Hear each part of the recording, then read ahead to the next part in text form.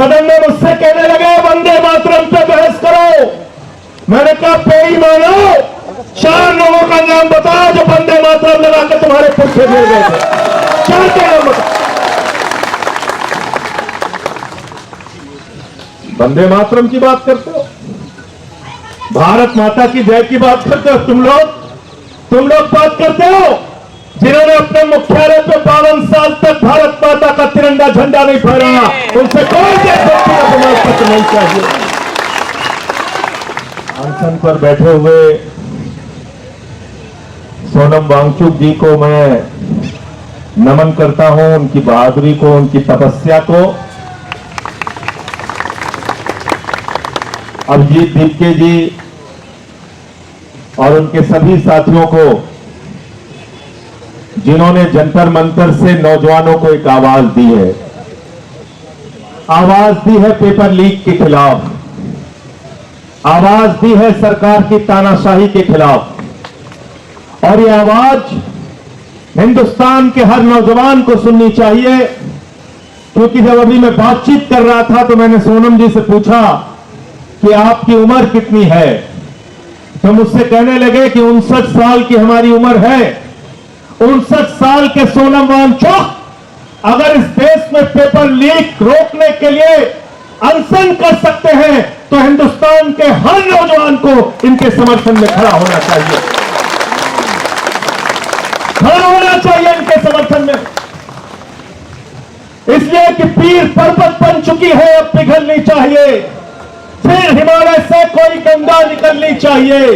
सिर्फ हंगामा खड़ा करना मेरा मकसद नहीं, मेरी कोशिश है कि ये सूरत बदलनी चाहिए। और मेरे सीने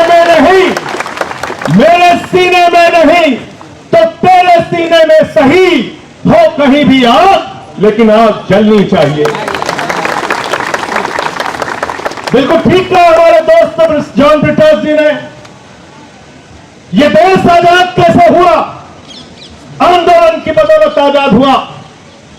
इस देश से 190 साल का अंग्रेजों का शासन कैसे गया?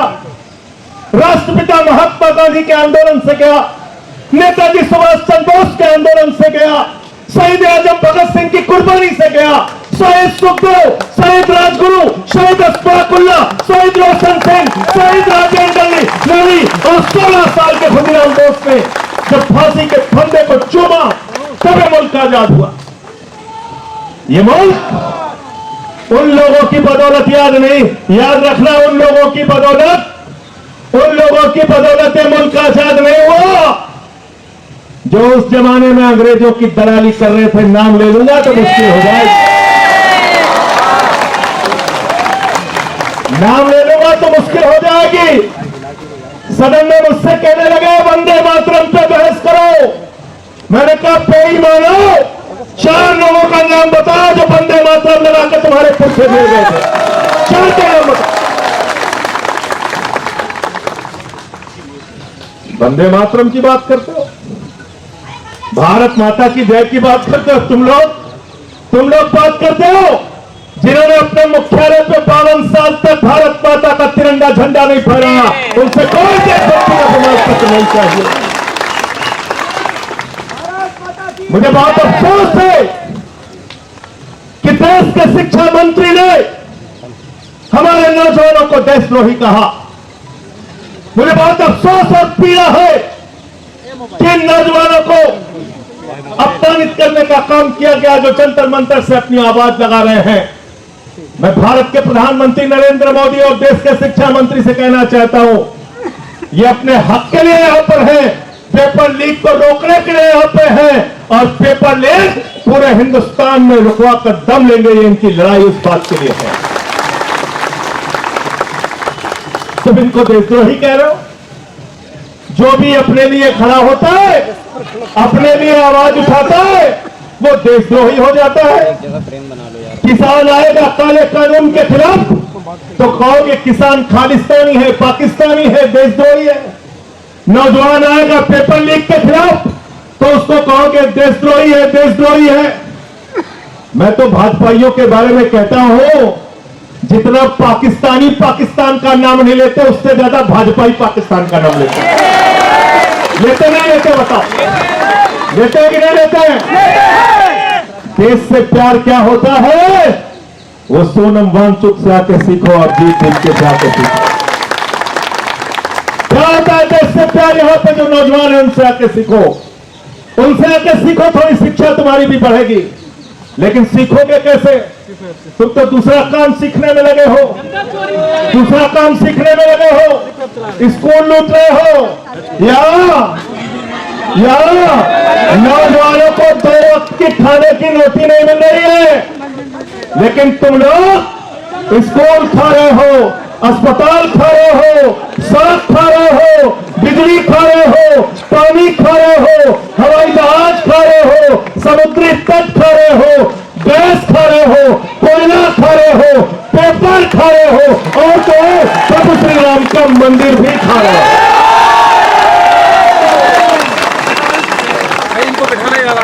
मैं बड़ा हैरान था कि सब कुछ तो खा गए, अब क्या खाएंगे? कोयला खा गए, गैस खा गए, बिजली खा गए, पानी खा गए, सड़क खा गए, पुल खा गए, जहाज खा गए, अब पेट्रोल खा रहे हैं, उसमें कह रहे इथेनॉल मिला के गाड़ी खाएंगे। गाड़ी खा रहे हैं, स्कूटर खा रहे हैं, बस खा रहे हैं।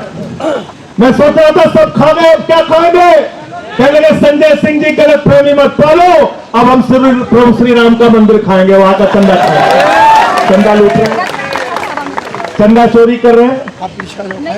तो मैं ये कहना चाहता हूं, जिन्होंने भगवान को नहीं बख्शा वो ना तो राम के हैं, ना आपके हैं, ना किसी काम के हैं। गलत तो नहीं कह रहा हूं? प्रधानमंत्री जी हर 15 दिन पे बात करने आ जाते हैं। क्या कहते हैं? मन की बात। परीक्षा ऐसे देना बच्चों, हाई स्कूल में ऐसे पढ़ना, इंटर में ऐसे पढ़ना, सुबह उठ के ऐसे देना, रात में ऐसे याद करना। कई लोग रोने लगते हैं, कहते कितने बढ़िया प्रधानमंत्री, बताओ बच्चों को परीक्षा पे चर्चा कर रहे हैं, परीक्षा पे चर्चा कर रहे हैं। 93 पेपर लीक होगा हिंदुस्तान में। मैं भारत के प्रधानमंत्री से कहना चाहता हूं, एक बार पेपर लीक पे चर्चा करके दिखाओ, पूरे हिंदुस्तान का नौजवान किससे जुड़ा। करो पेपर लीक पे चर्चा। मैं चला गया प्रयागराज, अभिजीत जी, मैं प्रयागराज चला गया पेपर लीक पे चर्चा करने। हमारे कमरे में पुलिस वाले आ गए, ये स्टार वो स्टार बंदूक लेके सब पहुंच गए वहां पे। कहने लगे यहाँ पे आप क्या बात कर रहे हैं? हमने कहा तुमसे क्या मतलब? बंद कमरे में कहने लगे पेपर लीक पे चर्चा तो नहीं कर सकते आप। मैंने कहा तुम पेपर लीक कर सकते हो बेईमानो, हम चर्चा भी नहीं कर सकते, हम चर्चा भी नहीं कर सकते। तो मैंने पेपर लीक पे चर्चा किया वहां पे, और जो पेपर लीक पूरे हिंदुस्तान में हुआ है, तो हमसे कई बार लोग पूछते हैं कि आप लोग बीजेपी वालों को क्यों दोषी ठहराते हैं, मोदी जी को क्यों दोषी ठहराते हैं, शिक्षा मंत्री को क्यों दोषी ठहराते हैं? अरे सरकार का क्या लेना देना पेपर से? तो मैं उनसे कहता हूं, जितने पेपर लीक करने वाले हैं ये सारे के सारे चंदा चोर पार्टी से जुड़े हुए लोग हैं, भारतीय जनता पार्टी से जुड़े हुए लोग हैं। गलत तो नहीं कह रहा हूं? गलत तो नहीं कह रहा हूं? कहते कैसे पता किया? हमने कहा बेईमानों, नीट का पेपर लीक जब हुआ था पहली बार, तुमने जिन लोगों को गिरफ्तार किया था वो सब के सब बरी हो गए। कैसे बरी हो गए? पता चला सीबीआई ने समय पे चार्जशीट नहीं दाखिल की थी। गलत तो नहीं बोल रहा हूं? गलत तो नहीं बोल रहा हूं? बताओ अगर प्रधानमंत्री शामिल नहीं है, बताओ अगर इनकी पार्टी शामिल नहीं है, तो प्रधानमंत्री के नीचे काम करने वाली सीबीआई ने पेपर लीक के माफियाओं के खिलाफ समय पे चार्जशीट दाखिल क्यों नहीं की? उनको सजा क्यों नहीं दिलाई आज तक? बताओ जरा हमको इस सवाल का जवाब दो। इसलिए इनसे जरा सावधान रहना, ये आपके आंदोलन को कमजोर करने की तरह तरह की कोशिश करेंगे। मैं देखता हूं यहां पे भी कुछ लोग आ जाते हैं अंधभक्त, आते नहीं आते बीच में उलझाने के लिए, हिंदू मुसलमान करने के लिए। कहते हैं कि नहीं कहते? तुमसे ये कहना, जितने स्कूल बंद हुए हिंदुस्तान में, 1 लाख सरकारी स्कूल बंद हुए, 1 लाख सरकारी स्कूल। कौन पढ़ता है उन सरकारी स्कूलों में? गरीब का बच्चा, पिछड़े का बच्चा, दलित का बच्चा, 1 लाख सरकारी स्कूल हिंदुस्तान में बंद हो गए। 1,20,000 सरकारी स्कूल हिंदुस्तान में है जिसमें सिर्फ एक टीचर काम करती है।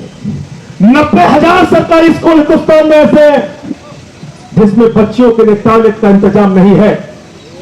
इस देश में हजारों लाखों सरकारी स्कूल ऐसे हैं जहां पर मिड डे मील में बच्चों को नमक रोटी खाने के लिए दी जाती है, उनके चावल में कीड़े पड़ जाते हैं। मैं पूछना चाहता हूं, हिंदुस्तान के अंदर लोगों को बांटने वाले लोगों, बताओ, जो नारा लगाते हो जिस हिंदू का खून न खोला, इन बच्चों के स्कूल बंद होने पर तुम्हारा खून क्यों नहीं खोलता? क्यों नहीं तुम सड़कों पे आते हो पेपर लीक के सवाल पे? आओ जंतर मंतर पे समर्थन करने के लिए आओ इनका साथ दो नौजवानों का। और 20 तारीख से संसद शुरू होने जा रही है।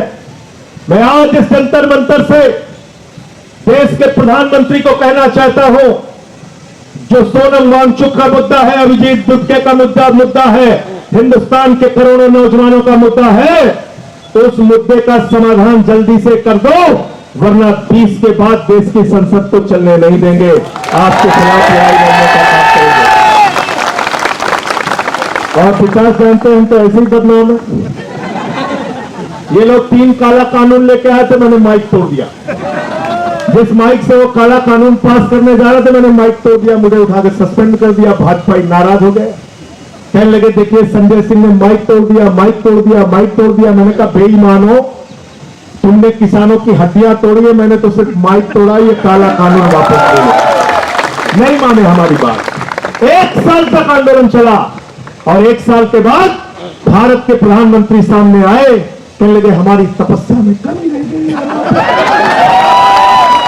एक तो इतना रोंधा प्रधानमंत्री आज तक दुनिया के किसी देश में नहीं हो। हर बात पे बेचारा रोने लगता है। कोरोना में लोग मर जाएंगे तो उसके बाद रोने लगेगा आके। हर बात पे रोने लगता है प्रधानमंत्री हमारा। ऐसा प्रधानमंत्री है, चुनाव में गए उत्तर प्रदेश में, कहने लगे उत्तर प्रदेश के लोगों भारतीय जनता पार्टी को वोट दे दो। लोगों ने पूछा साहब क्यों वोट दे दे? बोले तुम्हें कोई चिंता करने की जरूरत नहीं। बोले साहब क्या क्या करोगे? तो देश का प्रधानमंत्री क्या कहता है, जरा ध्यान से सुनना। भारत का प्रधानमंत्री उत्तर प्रदेश में स्कूल बनाने के लिए नहीं कहता, अस्पताल बनाने के लिए नहीं कहता, सड़क बनाने के लिए नहीं कहता, रोजगार देने के लिए नहीं कहता, फैक्ट्री लगाने के लिए नहीं कहता, पेपर लीक रोकने के लिए नहीं कहता। देश का प्रधानमंत्री कहता है भाइयों और बहनों, जरा हमको बताओ, अगर गांव गांव में कब्रिस्तान है तो शमशान होना चाहिए कि नहीं? बोला था कि नहीं बोला? बोला था कि नहीं बोला था? गलत तो नहीं कह रहा हूं। जिस देश का प्रधानमंत्री बच्चों के स्कूल की चिंता नहीं करता, अस्पताल की चिंता नहीं करता, रोजगार की चिंता नहीं करता, तुम्हारे भविष्य की चिंता नहीं करता, जिस देश के प्रधानमंत्री का मकसद गांव गांव में शमशान बनाने का है, वो तुम्हारा भला कभी नहीं कर सकता, याद रखना। अब उसके चेले ने कहते विश्व गुरु है, 56 इंच का इनका सीना है। मैंने कहा 56 इंच का इंसान का सीना नहीं होता, जानवरों का हो सकता है। ये पहले कहना बंद करो, ऐसे प्रधानमंत्री का अपमान मत करो, ये गलत बात है। अब हमें गधे घोड़े का नापना पड़ेगा कितने इंच का सीना होता है। पहले 56 इंच का, 56 इंच का। अब रोज ट्रंप डांटता रहता है, रोज डांटता रहता है, कहता रूस से तेल मत खरीदना। बोले जी हुजूर, बोले हम देखेंगे तुम्हारे ऊपर। बोले जी हुजूर, बोले अगर पकड़े गए रूस से तेल खरीदते हुए तो टैरिफ बढ़ा देंगे। कहने जी हुजूर हम नहीं खरीदेंगे, नहीं खरीदेंगे। आज देश में महंगाई किसकी वजह से? स्टेट ऑफ हॉर्मोज से, जहां से 50% तुम्हारा कच्चा तेल और 60% गैस आती थी, वो स्टेट ऑफ हॉर्मोज क्यों बंद हुआ? देश के प्रधानमंत्री की गलत नीतियों के कारण। इनको कहीं भी मेडल के लिए बुला लो, चले जाएंगे। मैं तो कह रहा हूं अभिजीत दीपके को सीजेपी के तरफ से 1 मेडल प्रधानमंत्री के लिए घोषित कर दो, देखो जंतर मंतर से भी आ जाए।